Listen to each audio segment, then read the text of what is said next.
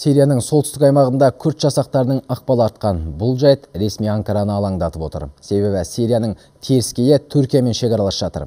Анкара күрдтерді Алеппо провинциясы мен Миннех әскери әуе базасынан дереу шығуларын талап етуде. Тіпті өткен сенбі күні түрік қарулы күштері күрд жасақтарына қарсы артиллериядан оқ жаудырған.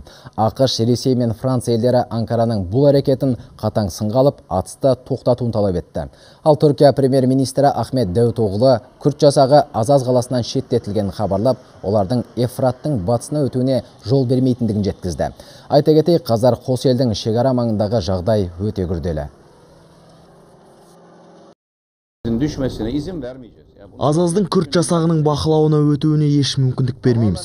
Мұны бүкіл әлем білуі тиіс. Әскери әуе базасын оппозициялық күштердің қолдануына да жол жоқ. Егер олар алған беттерінен қайтпаса, әуежай жермен жексен болады. Түркия өзінің ұлттық қауіпсіздігін сақтау мақсатында мүмкін болар барлық қадамдарын жасауға әзір.